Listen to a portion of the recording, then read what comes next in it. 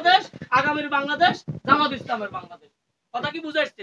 যদি আপনি যদি এই কাজটুকু করতে পারেন, আমাদের এই কাজের মাধ্যমে, এই দাওয়াতের মাধ্যমে, দেখেন রাসূল আকরাম সাল্লাল্লাহু আলাইহি সাল্লাম যখন এই মক্কাতে উনি আসছেন, তখন কি ওইখানে ইসলাম ছিল? ওইখানে ইসলাম ছিল না। ওইখানে কি ছিল? ওইখানে জাহেলিয়াত ছিল। কি ছিল? জাহেলিয়াত ছিল।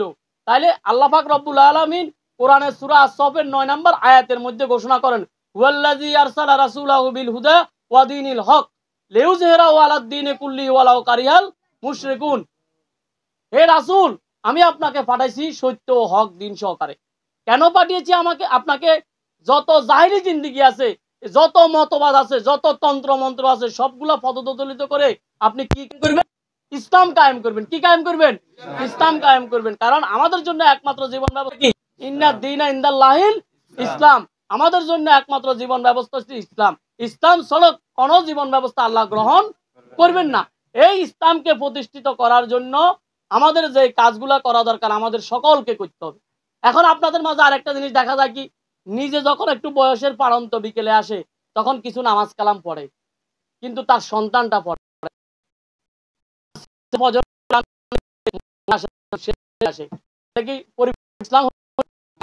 আল্লাহ বলছে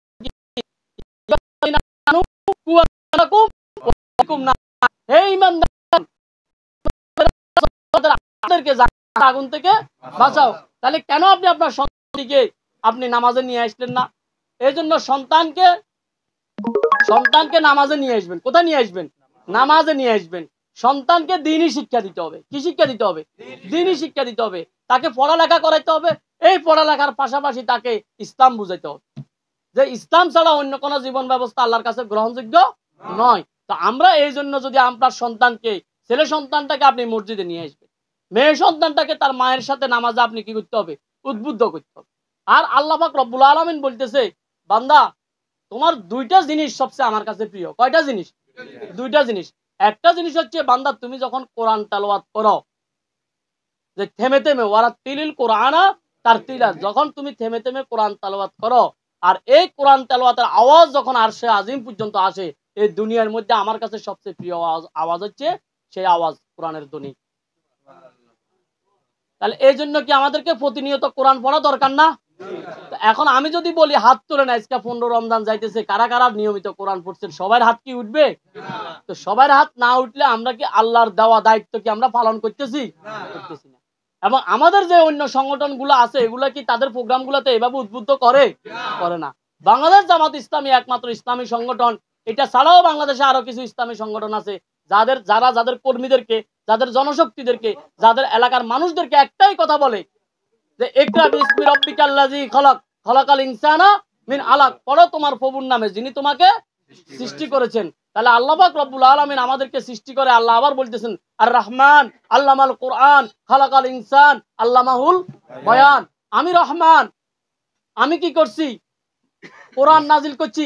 আমি মানুষ সৃষ্টি করেছি। আমার দাওয়াত গুলা মানুষের কাছে গিয়ে পৌঁছানোর জন্য। আসলে আমরা কি এই দায়িত্ব পালন করি? তাহলে আমরা যদি এই দায়িত্ব না পালন করি, তাহলে আমরা কি আল্লাহর বাধ্য বান্দাদের মধ্যে পড়বো? আল্লাহর গোলামের মধ্যে আমরা পড়বো? তো এই জন্য আমরা আল্লাহর গোলাম হিসাবে আল্লাহ পাক রব্বুল আলামিন তার 12টি মাসের মধ্যে সবচেয়ে গুরুত্বপূর্ণ মাস হচ্ছে রমাদান মাস। আর এই রমাদান মাসের গুরুত্ব হচ্ছে কেন? এই মাসে কোরআন নাজিল হয়েছে। এই বাংলাদেশ জামাত ইসলামী চায় এই কোরআন দিয়ে দেশ চালাইতে। কথা কি বুঝে আসছে? আমরা কারো তন্ত্র মন্ত্র কোনো আদর্শে, আমাদের নিজের আমার কোনো গতিতে সংগঠন চলবে না। ইয়াকুব মামার গতিতে কোনো সংগঠন চলবে না। সংগঠন চলবে কোরআনের রূপরেখা অনুযায়ী। এই কোরআনের রূপরেখা অনুযায়ী আমাদের সংগঠনের গঠনতন্ত্র আছে। আমাদের সংগঠনের রিপোর্ট বইতে প্রথম কলাম হচ্ছে তুমি কোরআন পড়ো। তোমার কাজ কি? কোরআন পড়া। দ্বিতীয় কাজ হচ্ছে তোমার হাদিস পড়া। তৃতীয় কাজ হচ্ছে ইসলামী সাহিত্য পড়া। চতুর্থ কাজ হচ্ছে তোমার জামাতের সহিত নামাজ পড়া। আর একটা হচ্ছে আল্লাহ বলতেছেন দুইটা হক তোমার উপরে অর্পিত। একটা হচ্ছে আল্লাহর হক, আর একটা হচ্ছে বান্দার হক। তোমরা আল্লাহর হক আদায় করবে, সেটা আমার সাথে তোমাদের। কিন্তু তোমরা যদি বান্দার হক না আদায় করো, তার জবাব তোমাদেরকে কোথায় দিতে হবে? ওই বান্দার কাছে দিতে হবে। বান্দা যদি ক্ষমা না করে, তাহলে তোমরা এই মাপ কি করবে না? পাইবে না। এখন নরসিংহপুর এরকম নাই যে বোনের হক দে না কিন্তু নামাজ পড়ে। আসেনি? বোনের হক দেনা নামাজ পড়ে আসেনি এরকম? ব্যয়ুত আছে, ফুপুর হক দেনা এরকম আসেনি? এই জামাত ইসলাম যদি প্রতিষ্ঠা হয় ইনশাআল্লাহ আমরা পরিপূর্ণভাবে চেষ্টা করব যেন মানুষের হকগুলা দেয়। কথা কি বুঝে আসছেনি? আর শাসকদের বিষয়ে একটা কথা বলছে, প্রত্যেকটা শাসক হবে না, সে হবে খাদেম। সে কি হবে? খাদেম। আমরা হযরত ওমরের কথা শুনি যে উনি কি করতেন, রাতের অন্ধকারে বাড়ি বাড়ি গিয়ে দেখতেন কোন বাড়িতে খানা নাই, ওইখানে বস্তায় আটাগুলা নিয়ে উনি পৌঁছা দিতেন। উনার রাজস্ব বিভাগের যে কর্মচারী ছিল, কর্মচারীগুলোকে পর্যন্ত উনি বস্তা দিতেন না। উনি বলতেন এটা আমার কাজ, আমাকে করতে দাও। তাহলে আপনারা যদি একবার আমাদেরকে এই ওয়ার্ড থেকে শুরু করে ওয়ার্ড চেয়ারম্যান, ভাইস চেয়ারম্যান, উপজেলা চেয়ারম্যান, এমপি, আপনারা যদি একবার বাংলাদেশ জামাত ইসলামকে সহযোগিতা করেন, এখন আসি নিতেছেন তো, পরবর্তী সালে আবার জিজ্ঞেস করবেন আমার বাড়ি এই ইউনিয়নে না, আমাকে পাইবেন না সাপ্রাসিয়াট, জিজ্ঞেস করবেন যে আপনি তো এভাবে কথা বলে গেছেন কিন্তু আমাদের কাজ তো ওইভাবে হয় নাই। আমরা এখন আপনারা আসি নিতেছেন, ইনশাআল্লাহ আমাদের চেষ্টা থাকবে যে আপনাদেরকে এখানে না এনে আপনাদের ঘরে পৌঁছানোর জন্য। আমরা জামাত ইসলাম এত নির্যাতনের পরেও আমরা বন্যাতে আপনাদেরকে সহযোগিতা করার চেষ্টা করছি, দিছি না? এখানে অনেক ব্যক্তি আছেন না? আমরা গরিবদের মাঝে কম্বল দেওয়ার চেষ্টা করছি, আছেন না অনেকে? আমরা এখন আবার রমাদান আসছে, আমরা রমাদানের প্যাকেজ নিয়ে আসছি, আবার কোরবানির ঈদ আসবে, আমরা কোরবানির গরু গোশ আপনাদের মাঝে বন্টন করার চেষ্টা করব। এটা অর্থ কি? আমরা চেষ্টা করি যে আনন্দগুলো ভাগাভাগি করা। আমি আজকে আমার কাছে আজকে অনেক কষ্ট লাগছে, একটা মহিলা একটু আগে ফোন করছে, ওই মহিলাটার স্বামীটা ক্যান্সারে মারা গেছেন। তো উনি খুবই অসহায় ব্যক্তি ছিলেন। এই লোকটা যখন স্বামী অসুস্থ ছিলেন তখন আমাদের কাছে যাইতেন, আমরা যতটুকু সম্ভব সাহায্য করার চেষ্টা করতাম, কিন্তু সেটা ছিল তার চাহিদার অনেক অপ্রতুল। আজকে মহিলাটা ফোন করে যখন আমাকে বলতেছে আমি তোমাকে পেটের সন্তানের মতো, তোমাকে বলতাম না, আমার স্বামীর ওই কঠিন সময়ে তুমি বারবার করে যাওয়ার পরে আমাকে টাকা পয়সা সংগ্রহ করেছে। একদিন আমাদের কোনো ফান্ড না, আমি সাপ্রাসিয়াট মাদ্রাসার থেকে এই টাকা উঠে তারপর মহিলাটাকে দিচ্ছি, কিন্তু অথচ রাষ্ট্র তো তার দায়িত্ব নিছে, এই রাষ্ট্রের সরকার তার দায়িত্ব নিছে না, সেই রাষ্ট্রের সমস্ত করগুলো দেয়, আইনগুলো মানে, অথচ তার স্বামীটা বিনা চিকিৎসায় মারা গেল। অথচ এগুলা নিয়ে মানুষ কখনো কথা বলে না। ছোট আসিয়ার মতো আজকে স্বাধীন হওয়ার পর থেকেই তো দর্শন হচ্ছে, কখনো বেশি কখনো কম, কিন্তু ইসলামের যে বিধান, এই বিধান অনুযায়ী কি বিচার হচ্ছে? বিচার হয় নাই। আমাদের সরকারের প্রতি, সকলের প্রতি আহ্বান থাকবো, ইসলামের যে বিধান, এই বিধান অনুযায়ী বিচার হোক। তাহলে অন্তত পক্ষে এক ইউনিয়নে, এক উপজেলায় একজনের ওই বিচার হলে আর কেউ দর্শন করব? দর্শনের কাছেও আর কেউ যাইবে। এটাই হচ্ছে ইসলাম। একজন চোরের হাত কাটবো, চোরের হাত কাটার আগে তার তদন্ত করে খবর নিব সে কি অভাবের কারণে করছে কিনা। যদি সে অভাবের কারণে করিয়া থাকে তাহলে তার চাকরির ব্যবস্থা করবে, আর যদি তার অভাবের কারণে না করা হয় তাহলে তার হাত কাটবে। একজনের হাত কাটা গেলে আর বাকি চোর থাকবো নি? থাকবো না। কিন্তু আমরা এই কথাগুলো বারবার বলতেছি যে যেই সরকার আসে তাদের কাছে আমাদের একটাই আবদার, একটাই আমাদের চাওয়া যে ইসলামী যে বিচার কানুনগুলো আছে আপনারা এই বিচার কানুনগুলো করেন। এই বিচারগুলো যদি আপনারা বাস্তবায়ন করেন তাহলে বাংলাদেশ থেকে, আমরা সকলে জানি এই আফগানিস্তান অনেক নির্যাতনের শিকার একটি রাষ্ট্র, কিন্তু একটা ইসলামী সরকার আসার পরে এখন আর আগের মতো আছে? পুরো পরিবর্তন হয়ে গেছে।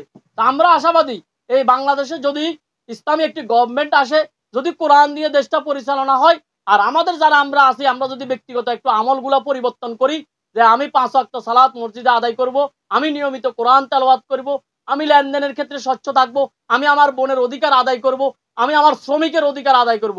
আমাদের দেশে আর একটা জিনিস হচ্ছে শ্রেণী বিন্যাস করে, সব সময় উপরের ব্যক্তিটা নিচের ব্যক্তির অপরাধ না হলেও তার উপর আক্রমণ করে। নাই আছে না এরকম? আমাদের কত চেয়ে এরকম হইতে পারবে না। আজকে আপনারা এখানে যারা আছেন একজন ভাই সাক্ষী দিতে পারবেন এই 5 আগস্ট আসার পরে জামাত ইসলাম কোন সাদাবাজির সাথে ছিল? কিন্তু একটা দলের কথা আমরা শুনতেছি কিনা? শুনতেছি কিনা? এই জন্য আমরা সকলের প্রতি উদাত্ত আহ্বান করব, আমরা সকলেই ভাই, আমরা সকলে এই রাষ্ট্রটাকে একটি সুন্দর রাষ্ট্র হিসেবে গঠন করতে চাই। কেউ যেন কাউকে বিপদে না ফেলেন, কেউ যেন কার উপরে সাদাবাজি না করি, তারে কষ্ট না দেন। আমরা চাই সাদাবাজি বন্ধ হোক, টেন্ডারবাজি বন্ধ হোক, চিরতরে একে অপরের উপরে জুলুম বন্ধ হয়ে একটি সোনালী সুন্দর একটি ইসলামী রাষ্ট্র প্রতিষ্ঠিত হোক। আর এই ক্ষেত্রে ইনশাআল্লাহ আমি আশা করি 1 নম্বর ওয়ার্ড সার্বিকভাবে সহযোগিতা করবেন। কি বলেন? ইনশাআল্লাহ আমরা সকলকে আল্লাহ পাক রব্বুল আলামিন তৌফিক দান করুক। আমরা 1 নং ওয়ার্ডের ভাইদেরকে আমরা সবসময় সম্মান করি, তারা আমাদের মূল বাজার থেকে অনেক দূরে, কিন্তু আলহামদুলিল্লাহ তারা সবসময় সক্রিয় থাকেন, তারা সবসময় যোগাযোগ রাখেন, এবং এই এলাকার যারা ওয়ার্ডের দায়িত্বশীল আছেন তারা নিজে কষ্ট করে এগুলা জোগাড় দিয়েছেন, আপনাদের পাশে দাঁড়ানোর জন্য চেষ্টা করেছেন। আপনারা এতক্ষণ পর্যন্ত আমি কথা বলছি, আলহামদুলিল্লাহ আপনারা সকলেই এই তীক্ষ্ণ দৃষ্টি দিয়ে কথাগুলো শুনেছেন।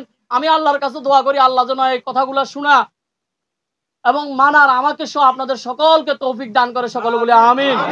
আমরা চাই এই এলাকাতে মানুষের দুরবস্থা দূর হোক, এই এলাকার মানুষ সুখে শান্তিতে বসবাস করুক, একটি সুন্দর পরিবার, একটি সুন্দর সমাজ, একটি সুন্দর ইসলামী রাষ্ট্র প্রতিষ্ঠিত হোক। এই ক্ষেত্রে আমরা সকলেই একে অপরের সহযোগী যেন হতে পারি, এই তৌফিক কামনা করে আমি আমার ৫ নং চাপরাশিয়া ইউনিয়ন জামাত ইসলামের পক্ষ থেকে সকলকে অভিনন্দন ও মুবারকবাদ জানাচ্ছি। বাকি রমাদানের দিনগুলো আমরা ইহতিসাবের সাথে যেন পালন করতে পারি, আমাদের সিয়াম কিয়াম যেন আল্লাহর জন্য হয়। ও আমি একটা কথা ভুলে গেছি, পয়েন্টটা, কোরআন তেলাওয়াতের পাশাপাশি আল্লাহ বলছে আরেকটা আমার কাছে সবচেয়ে প্রিয়, সেটা হচ্ছে কোনো পানি জাহান্নামের আগুনকে নিভাইতে পারবে না। কিন্তু বান্দা তুমি যদি আমার ভয়ে কাঁদো আর রাত্রের অন্ধকারে তুমি যদি একটু হাত তুলে তোমার দুনিয়ার যে চাওয়া পাওয়ার যে সমস্যাগুলো তুমি যদি আমার কাছে চাও, তাহলে আমি আল্লাহ মাফ করে দিব।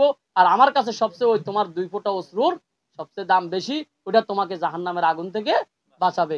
এই জন্য আমরা চেষ্টা করব রমাদানের যে বাকি 15 দিন আছে যে আমরা ইবাদত করে 2 রাকাত অন্তত পড়ে একটা মোনাজাত ধরে, আমার ছেলের অসুখ, আমার মেয়ের অসুখ, আমার স্ত্রী, আমার অবাধ্য আছে না এরকম, আমার এই যে মনোমান্যতা, আমার ভাইটা আমাকে বুঝতেছে না, ভুল বুঝতেছে, এই দোয়াগুলো আমি কার কাছে করব?